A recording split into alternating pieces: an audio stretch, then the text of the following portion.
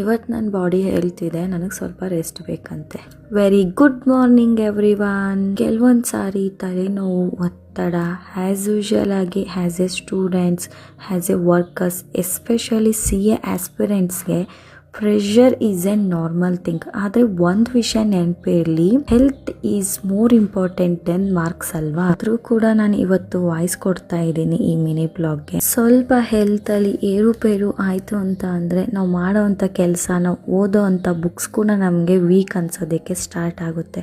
ಆರೋಗ್ಯ ಸರಿ ಇಲ್ಲ ಅಂತ ಅಂದರೆ ನಮ್ಮ ಫೋಕಸ್ ಕೂಡ ಕಡಿಮೆ ಆಗ್ತಾ ಹೋಗುತ್ತೆ. ಸೊ ಇವತ್ತು ಸ್ವಲ್ಪ ಸ್ಲೋನೇ ನನ್ನ ಕೆಲಸಗಳೆಲ್ಲ, ಆದರೆ ಯಾವುದೇ ಕಾರಣಕ್ಕೂ ನಿಲ್ಲಿಸಲ್ಲ.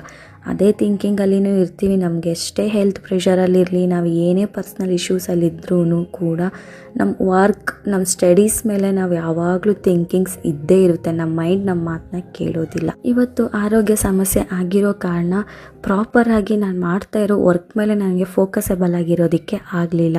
ಸೊ ಅದಕ್ಕೆ ಫಸ್ಟು ನಾನು ಏನು ಮಾಡಿದೆ ಅಂದರೆ ಡಾಕ್ಟರ್ನ ಕನ್ಸಲ್ಟ್ ಮಾಡಿದೆ.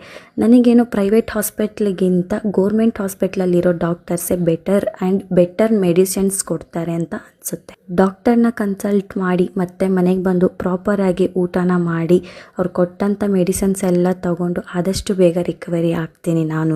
ಇದು ನೆನ್ನೆಯ ಮಿನಿ ಬ್ಲಾಗ್ ಆಗಿರುತ್ತೆ. ನೆನ್ನೆ ಸ್ವಲ್ಪ ಹುಷಾರಿಲ್ದಿರೋ ಕಾರಣ ಎಡಿಟಿಂಗ್ಸ್ ಎಲ್ಲ ಹಾಗೆ ಪೆಂಡಿಂಗಲ್ಲಿತ್ತು. ಇವತ್ತು ಎಡಿಟಿಂಗ್ ಮಾಡಿ ಅಪ್ಲೋಡ್ ಮಾಡ್ತಾ ಇದ್ದೀನಿ. Remember this lines guys, one bad health day is not failure, it is a just reminder to take care of your self.